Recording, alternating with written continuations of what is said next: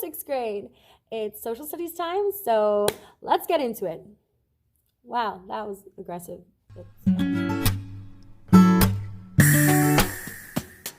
So we're talking about Alexander the Great today, but we can't really get into his life or anything like that without first talking about who set the stage for him.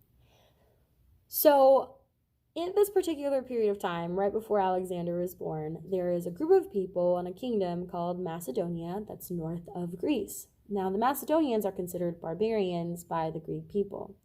But Philip from Macedon recognizes that Macedonia, which is under Persian rule, is not being held as strongly as it was before. The Persian control, kind of like all other ancient civilizations that we'd seen before, was hurting.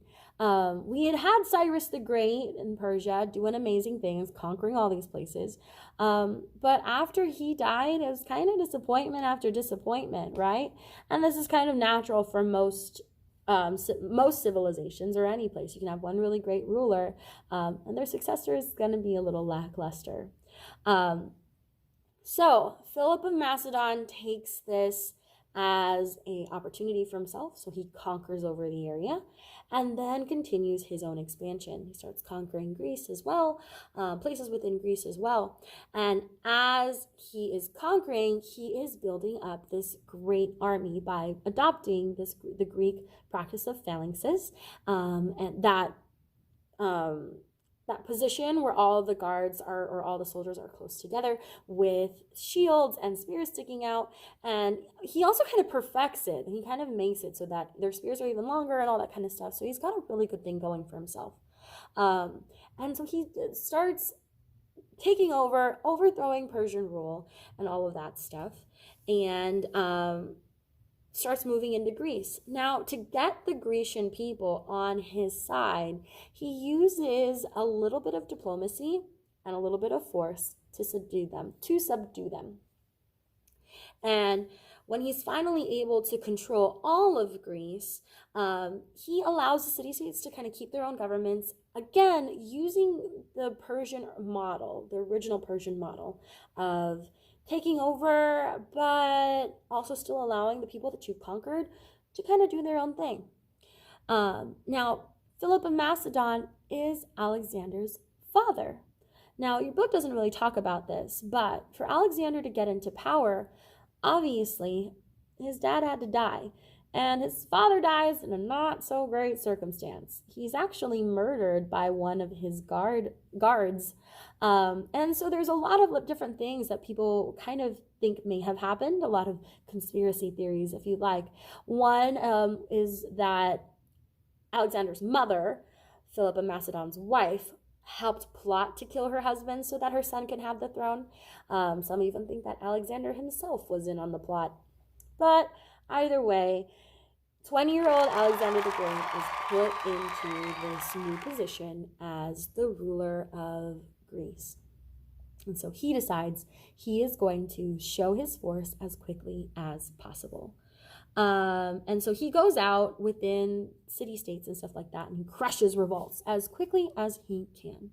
And one of the biggest stories and coolest stories is how he deals with the Gordian knot. Now, the Gordian knot is kind of myth, kind of legend, all of that tied into one. The idea of it is that we had this place called Gordium, and a peasant man named Gordius created this Gordian knot, so this really intricate knot that is not only impossible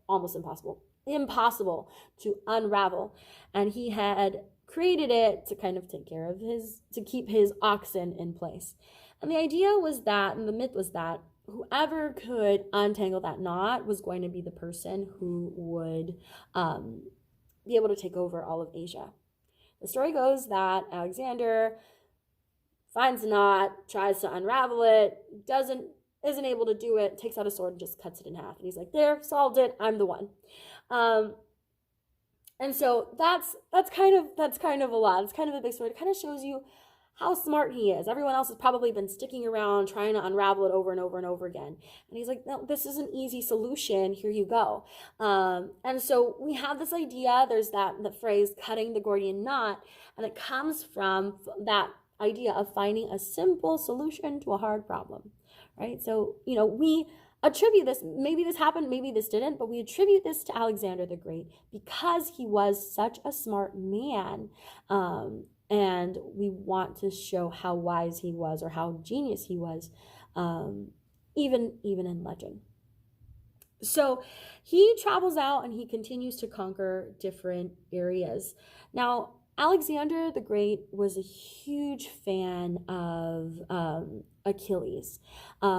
He was given the Iliad as a boy when he was studying under Aristotle. And so he kind of had this connection to that fictional character of Achilles. Now, if you kind of remember who Achilles is the one who was battled at Troy, one of the greatest Greek champions, and he conquered this big city and all that kind of stuff. So, he sees a similarity between himself and Achilles. He believes himself to be this champion, this war champion, who is going to be as decorated and as great as Achilles.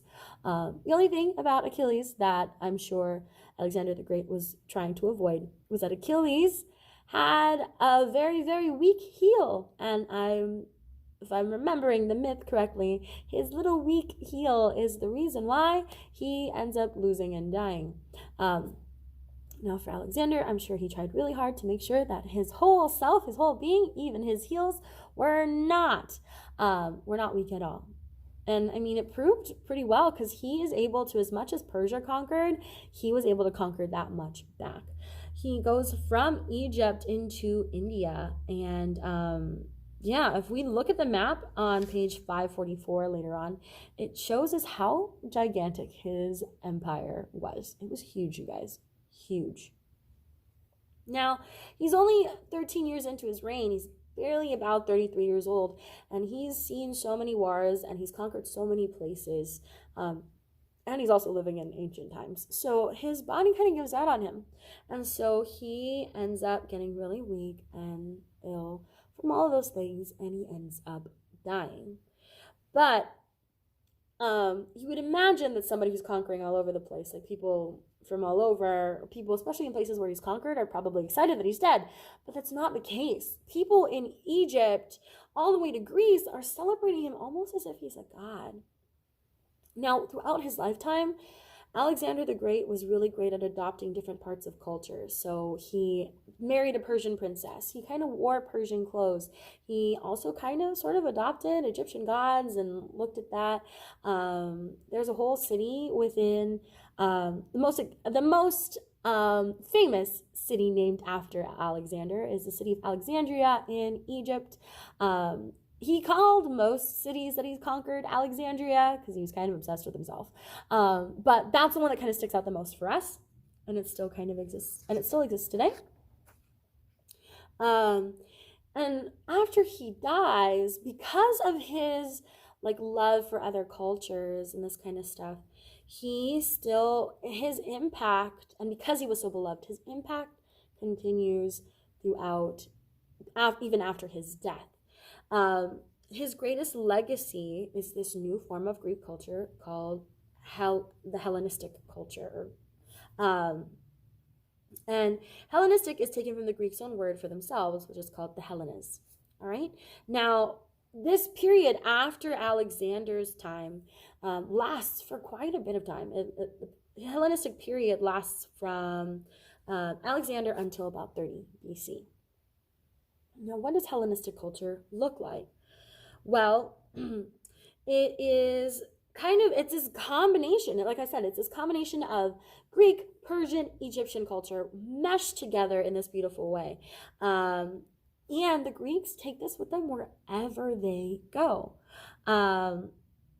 And so the three main cities that kind of gain this Hellenistic culture will be Alexandria in Egypt, Antioch in Asia Minor, and obviously most and all of Greece.